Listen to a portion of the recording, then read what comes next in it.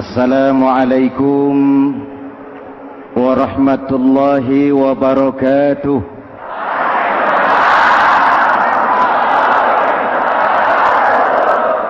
Alhamdulillah wassalatu wassalamu ala Rasulillah Sayyidina Muhammad ibn Abdullah wa ala alihi wa sahbihi wa mawalah, amma ba'du.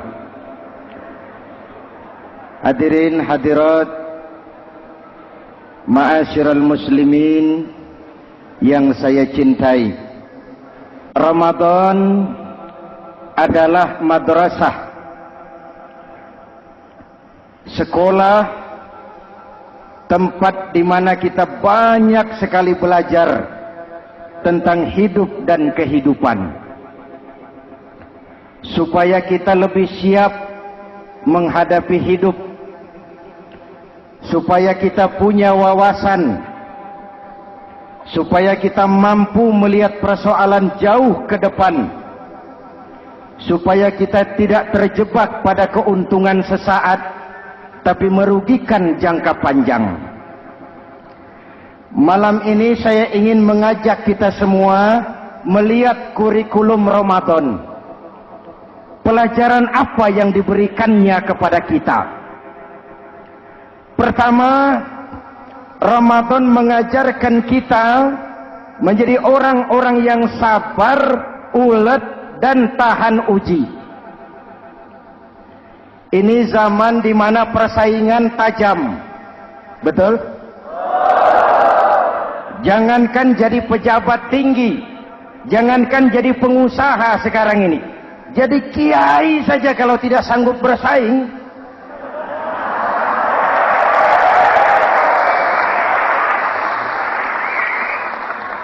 ini bahasa kasar tapi jujur. Karena orang sekarang hidup di zaman banyak pilihan.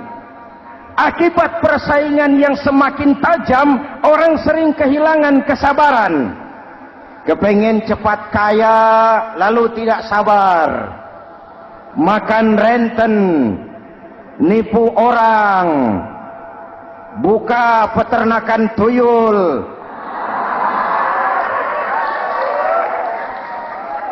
korupsi. Sekarang ini kan lagi santer Bulog Gate jilid 2. Rupanya memang tajam uang Bulog itu. Bulog sudah memakan salah seorang mantan ketuanya, berdua amang. Bulog sudah memakan seorang presiden. Sekarang Bulog sedang mengarah kepada ketua DPR. Kita lihat hasilnya.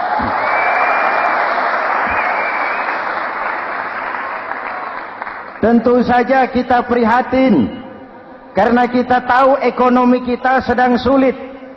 Hutang melilit leher, tetapi pada sisi lain kita melihat enak saja uang mengalir puluhan miliar untuk sesuatu yang tidak terkait dengan kepentingan rakyat.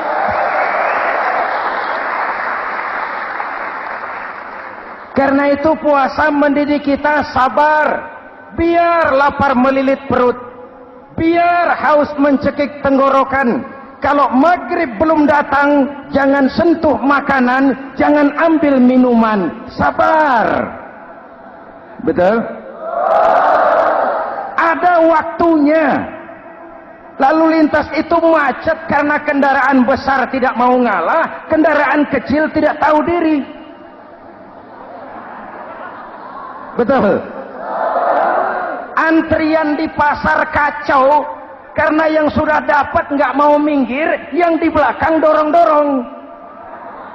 Betul? Dimanapun antrian kacau, Bung. Kalau yang sudah dapat mau dapat lagi, yang nunggu kelamaan, akhirnya dorong-dorongan, kacaulah kehidupan sosial.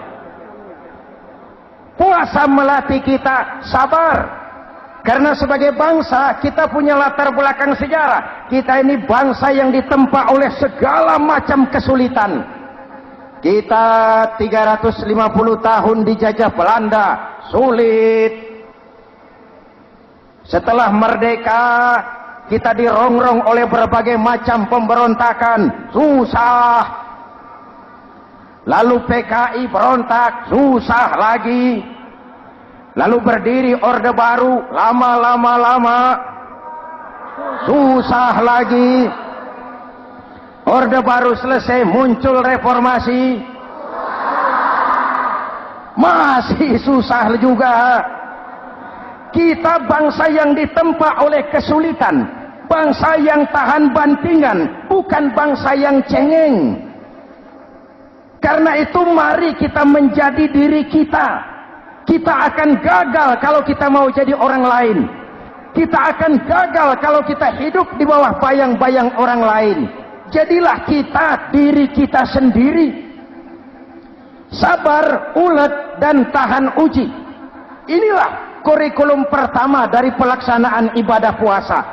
Sehingga dengan dibekali sifat sabar, kita bisa mengendalikan diri. Manusia hebatnya ya. Ayo kita banding-bandingkan. Malaikat, binatang, manusia. Malaikat tidak diberi nafsu, hanya diberi akal. Kalau malaikat tidak pernah salah, wajar. Jibril nggak pernah korupsi ayat.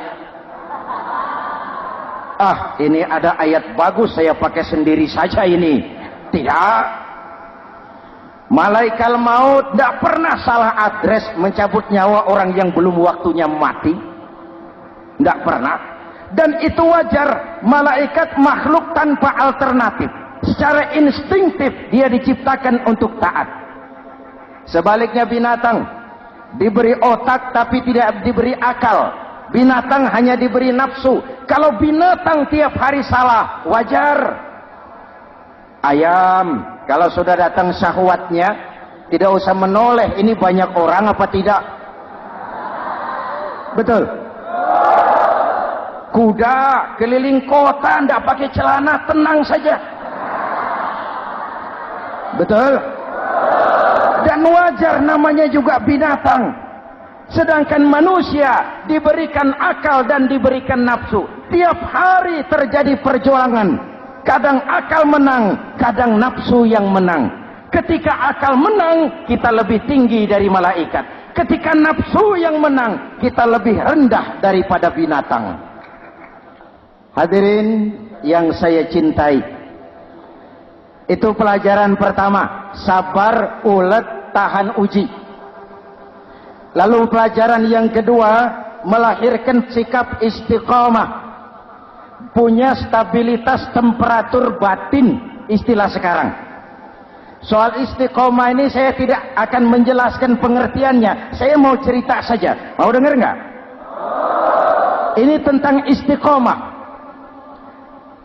Dalam satu pertempuran, Jenderal Salahuddin Al-Ayyubi bersama tentaranya, tentara Islam, pernah mengalami kekalahan.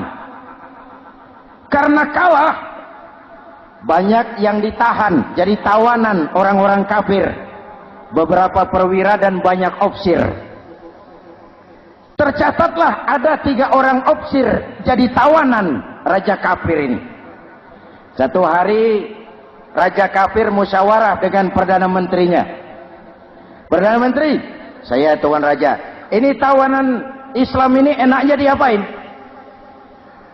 Kalau enaknya sih dibunuh saja tuan raja, selesai urusan. Soal bunuh sih gampang, Perdana Menteri. Maksud tuan raja, bujuk saja agar dia meninggalkan Islamnya, ikut ke agama kita. Nanti kita kasih hadiah.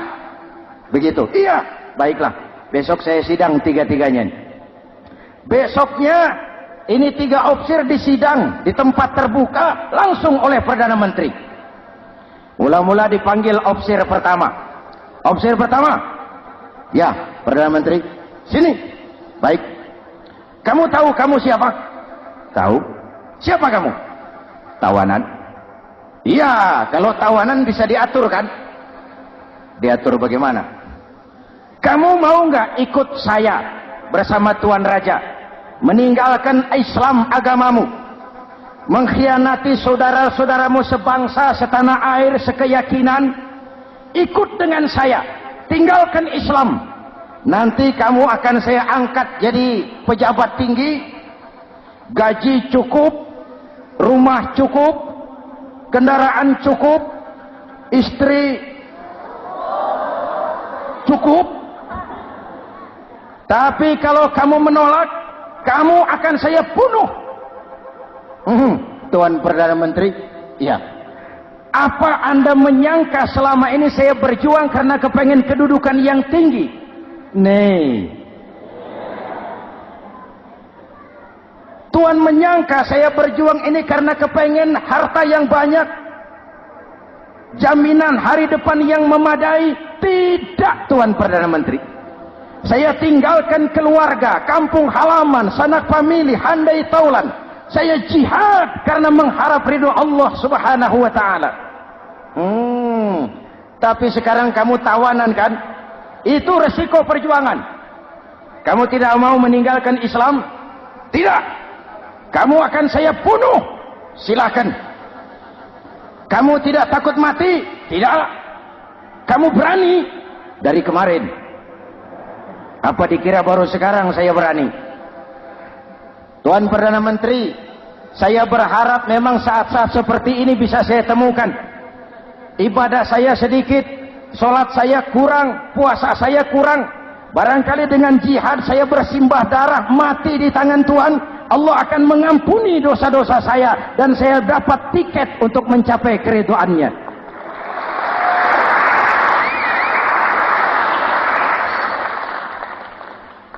Gila kamu, biarin. Kalau ini Tuan anggap gila, saya bisa berbuat lebih gila dari ini. Saya bunuh kamu, bunuh. Algojo dipancung, dia. Ini terlepas kepalanya dari badannya, menggeluntung kepalanya ke bawah, jatuh bergelindingan. Itu kepala lepas dari badan, ngaji. Baca ayat Quran sampai Perdana Menteri bingung. Minggir. Ini ada kepala ngaji. Ayatnya yang dibaca, ya ayyatuhan nafsul mutmainnah irji'i ila rabbiki radiyatan mardiyah. Wahai jiwa yang tenang, kembalilah kepada Allah dengan diridhoi. Masuklah ke dalam golongan hamba-hambaku dan masuklah ke dalam surgaku. Matanya terpejam rapat, bibirnya tersenyum. Dia gugur sebagai syahid karena membela keyakinan. Dia istiqamah, tidak goyah oleh tawaran jabatan dan kedudukan yang tinggi.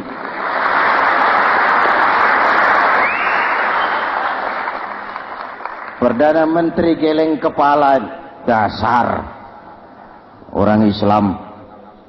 Panggil officer kedua. Officer kedua. Ya, Perdana Menteri. Kamu sudah lihat temanmu yang barusan? Sudah. Mati kan? Mati. Kamu bagaimana? Mau tetap berjuang untuk Islam atau ikut kami? Jabatan tinggi, kedudukan tinggi, rumah tinggi. Bagaimana? Atau mau mati seperti teman kamu barusan? Sudah kamu pikir? Sudah, Perdana Menteri. Sudah apa? Sudah, jangan banyak omong. Maksud kamu apa?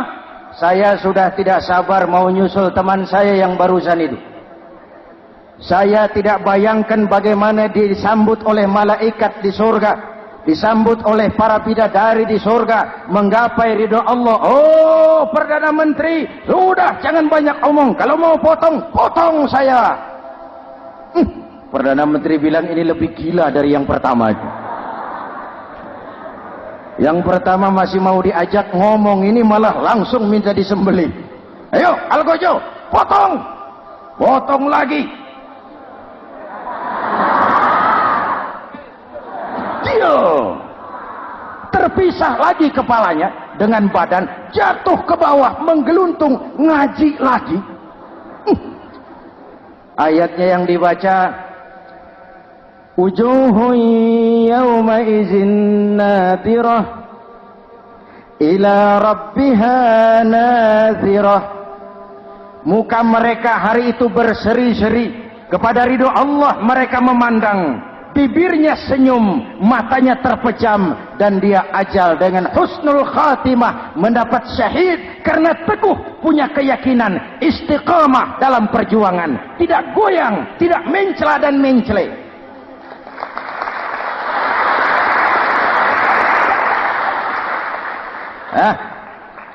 Opsi ketiga, sini. Siap, Perdana Menteri. Kamu sudah lihat nasib 2 orang teman kamu? Sudah. Mati kan? Mati. Kamu mau seperti dia? Oh, tidak, Perdana Menteri. Saya tidak mau mati. Daripada matikan lebih baik hidup. Kamu mau ikut saya? Mau, Perdana Menteri. Mau.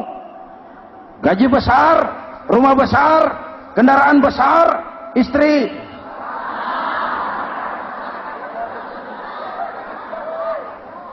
Mau, Perdana Menteri, saya mau. Daripada tidak jadi apa-apa, kan lebih baik jadi apa-apa. Daripada tidak punya apa-apa, kan lebih baik punya apa-apa. Oh, jadi kamu selama ini berjuang karena mau cari apa-apa? Iya. Bagus. Nanti saya musyawarah sama raja. Kamu diangkat jadi bupati di mana? Tunggu ya. Perdana Menteri laporan, Tuan Raja. Ya, ini opsi ketiga kelihatannya baik ini.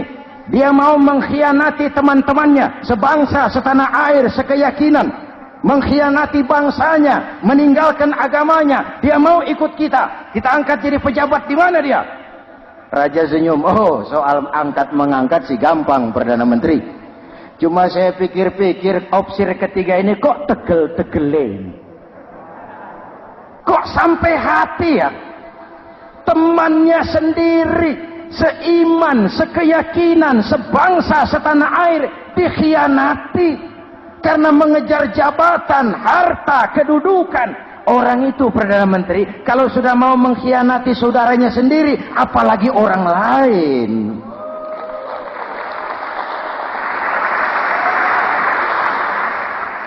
Ini opsi ketiga, ini opsi bejat. Anda bayangkan temannya sendiri dikhianati. Nanti kalau ada kesempatan, kita ditikam dari belakang. Jadi bagaimana Tuan Raja? Malah kalau saya lihat yang 2 yang sudah mati itu orang hebat, Perdana Menteri. Punya pendirian, istiqamah. Malah kalau bisa yang 2 itu dihidupin lagi. Loh, dihidupin bagaimana Tuan Raja, sudah kadang mati. Jadi bagaimana ya opsi ketiga ini? Bunuh. Buat apa piara benalu jadi duri di kaki nanti? Bunuh. Baik, Perdana Menteri kembali. Opsi ketiga, siap Perdana Menteri. Saya jadi bupati di mana? Bupati, modal sampean. Loh, saya mau dibunuh. Bunuh. Katanya kalau ikut agama Tuan, meninggalkan agama kami, saya akan jadi pejabat tinggi. Kamu opsi bejat, kamu tidak punya pendirian. Saudaramu sendiri seagama kamu khianati, apalagi orang lain. Potongan kayak kamu jadi pejabat, rusak negara ini.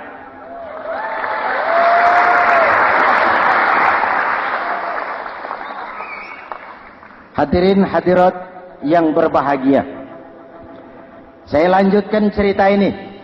Nanti kesimpulan diambil sendiri-sendiri. Jadi saya mau dibunuh, Tuan Perdana Menteri. Ya, kamu mau dibunuh. Tidak jadi pejabat. Tidak. Kamu bejat. Bejat kok mau jadi pejabat. Nanti juga kalau kamu jadi pejabat, paling kerjamu memperkaya dirimu sendiri. Paling banter keluargamu dan golonganmu. Rakyat tetap saja tidak terurus.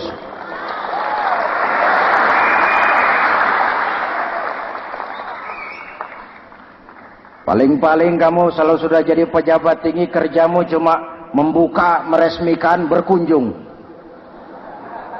Berkunjung, meresmikan, membuka. Membuka, meresmikan, berkunjung. Lah kapan kamu ngurus rakyatnya? Bejat kamu. Jadi saya dibunuh. Bunuh. Iyalah, kalau mau dibunuh ya saya bunuh. Tapi saya mau Islam lagi ah. Terserah, mau Islam lagi mau tidak, kamu tetap akan dibunuh. Iya, saya mau Islam lagi. Ayo cepat. Iya Pak, saya mau syahadat dulu. Cepat. Iya Pak, asyhadu macet lehernya. Ayo cepat. Iya Pak, asyhadu tidak bisa mengucap syahadat. Ayo cepat. Iya Pak, asyhadu tidak tuntas mengucap syahadat, golok algojo keburu sampai di lehernya.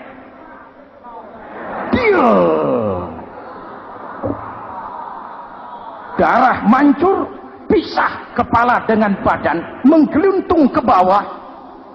Ngaji lagi. Dia bekas santri, masih bisa ngaji. Cuma ayat yang dibaca lain sama dua temannya tadi. Ayat yang dibaca, afaman haqqa alaihi kalimatul azab, afaman haqqa alaihi kalimatul azab, afa anta tunkizu man finnar. Ini ayat yang dibaca. Orang yang memang sudah dapat vonis akan mendapat azab, bisakah kamu menyelamatkan dia dari neraka? Bertahun-tahun berjuang di bawah bendera Islam untuk kejayaan Islam. Di akhir hayatnya dia tergoda oleh kedudukan dan harta, oleh jabatan dan pangkat.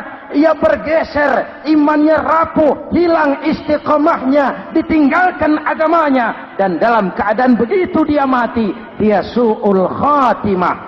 Na'udzu. Hadirin, apa guna saya ungkapkan ini? Mari kita belajar. Perlu stabilitas temperatur batin. Saya sering katakan, berapa banyak orang waktu di bawah teriak-teriak, berantas korupsi, ganyang korupsi, sikat korupsi, cuma karena belum dapat kesempatan. Begitu dapat kesempatan, korupsinya lebih gila dari yang dia teriaki. Betul? Waktu di bawah rajin baca ayat kursi, dapat kursi, lupa sama ayat. Betul? Betul? Ini yang memerlukan sikap istiqamah, konsisten. Hanya dengan semangat seperti ini, maka kita tidak akan goyah oleh tantangan yang bagaimanapun beratnya. Hadirin yang saya muliakan, Allah berjanji, orang-orang yang beriman, kemudian beristiqamah, tatanazzalu alaihimul malaikatu alla takhafu wa la tahzanu. Akan turun kepada mereka malaikat seraya berkata, kamu tidak usah takut, kamu tidak usah sedih. Allah akan memberikan pertolongan kepada orang-orang yang istiqamah. Ayo kita tetap istiqamah melaksanakan ibadah hanya kepada Allah Subhanahu wa ta'ala. Nah, yang ketiga, ikhlas. Allahumma laka sumtu. Untuk engkau saya berpuasa. Orang mau puji atau tidak bukan soal. Orang mau lihat atau tidak bukan soal. Kalau sudah berbuat, yang penting karena Allah saja. Keikhlasan itu, kalau amal kita adalah jasad, ikhlas adalah ruh. Saudara, hari Jumat jam 9 pagi sudah berangkat ke masjid. Apa tidak bagus? Bagus. Sarungnya baru. Samarinda kelas BHS. Sajadah tebal. Tasbih panjang. Jam 9 sudah berangkat. Iya. Padahal sholat jam 12. Betul. Apa pahalanya besar? Nanti dulu. Itu berangkat jam 9 itu maunya apa? Pameran sarung? Atau di dekat masjid ada janda? Atau apa? Disinilah peran keikhlasan. Keikhlasan itu bukan kata. Malah kalau kita, saya ikhlas loh, biasanya tidak ikhlas kalau sudah ngomong begitu. Ikhlas itu amalan batin. Puasa ini menyelamatkan kita dari penyakit riya. Saya ingatkan Al-Ghazali bilang penyakit dua macam, penyakit zahir dan batin. Bedanya apa? Pertama, penyakit zahir yang punya lebih tahu dari orang lain. Tapi penyakit batin orang lain lebih tahu dari yang punya. Kalau kita punya kanker darah tinggi, kita tahu, orang lain tidak. Tapi kalau kita sombong, hasud, dengki, orang lain kadang-kadang lebih tahu dari kita yang punya. Betul? Yang kedua yang dahsyat, sehebat-hebatnya penyakit zahir cuma merusak dunia. Penyakit batin merusak dunia, menghancurkan akhirat. Ginjal mati, darah tinggi mati, tumor mati, kanker mati, leukemia mati, tapi tidak berakibat akhirat. Tidak ada penduduk neraka ditanya, kenapa kamu masuk neraka? Tumor, Pak. Tidak ada. Tidak ada. Sehebat-hebatnya penyakit zahir cuma merusak dunia, tapi penyakit batin merusak dunia, menghancurkan akhirat. Sombong, penyakit batin, di dunia dijauhi orang, di akhirat neraka tempatnya. Kikir, penyakit batin, di dunia dijauhi orang, di akhirat neraka tempatnya. Betul? Maka Al-Ghazali heran, kalau diserang penyakit zahir kita panik, cepat-cepat cari dokter. Tapi kalau diserang penyakit batin kita tenang-tenang saja. Padahal penyakit batin merusak dunia dan lebih hebat lagi menghancurkan akhirat. Maka puasa melahirkan keikhlasan. Agar di dalam melaksanakan ibadah cuma kita dan Allah saja. Inilah jiwa dan semangat yang sekarang ini pun sudah mulai menjadi langka. Semuanya karena akhirnya yang subur mental penjilat. Sumuhun dawuh, pasukan kulonuun, barisan asal bapak seneng, pasukan kumaha juragan wae, organisasi oke bos. Kita miskin dengan orang-orang yang punya prinsip, yang berani berkata ya terhadap yang benar, sanggup berkata tidak terhadap yang tidak benar, apa dan bagaimanapun resikonya. Kita terlalu kaya dengan barisan asal bapak seneng, pasukan oke bos, organisasi kumaha juragan wae, dan kita miskin dengan orang-orang yang punya kepribadian yang tegar dan istiqomah apapun resiko yang dihadapinya.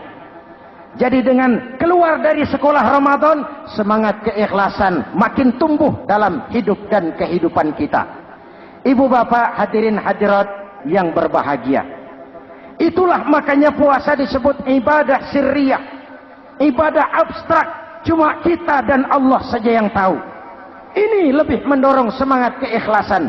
Kata Imam Al-Ghazali, "An-nas kulluhum mauta illa al-alimun, wal-alimuna niyamun illa al-amilun, wal-amiluna mughtarruna illa al-mukhlisun."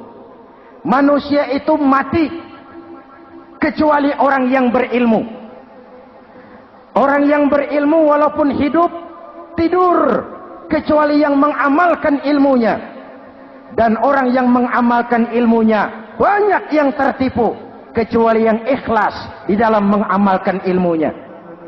Manusia mati kecuali yang berilmu.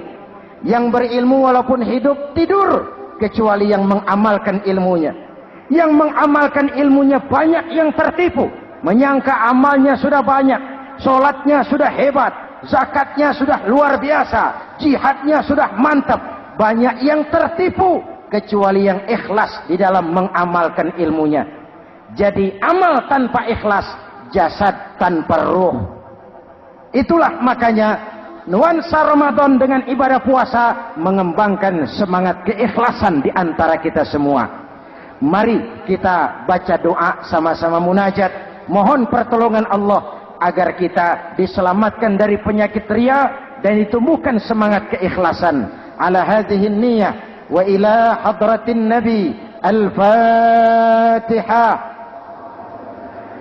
Bismillahirrahmanirrahim. Alhamdulillahi rabbil alamin. Ar-Rahmanir Rahim. Maliki yaumiddin. Iyyaka na'budu wa iyyaka nasta'in. Ihdinas siratal mustaqim. Siratal ladzina an'amta 'alaihim ghairil maghdubi 'alaihim waladdallin. Amin. Bismillahirrahmanirrahim. Amin. Alhamdulillahi rabbil alamin. اللهم صل وسلم وبارك على سيدنا محمد وعلى آله وصحبه أجمعين. اللهم اجعل جمعنا هذا جمعا مرحوما وتفرقنا من بعضه تفرقا معصوما. اللهم اجعل جمعنا هذا جمعا مشكورا وتفرقنا من بعضه تفرقا مغفورا. اللهم اجعلنا من السعداء المقبولين ولا تجعلنا من الأشقياء المردودين.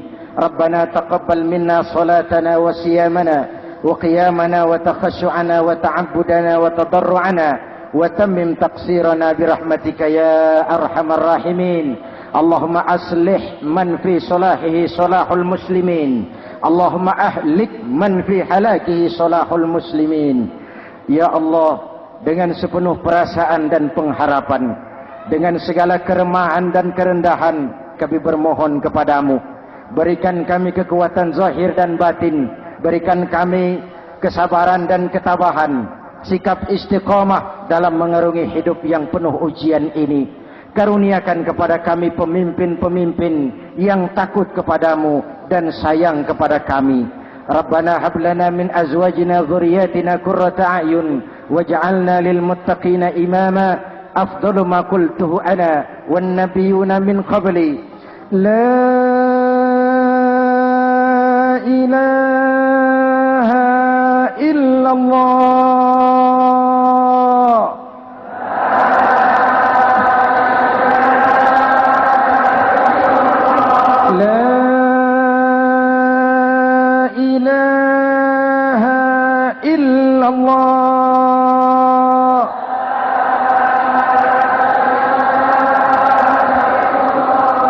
Muhammadur Rasulullah.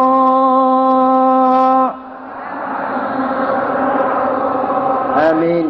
Kalimatu haqqin 'alaiha nahya wa 'alaiha namut wa 'alaiha wa biha nub'atsu insyaallah minal aminin birahmatika ya arhamar rahimin.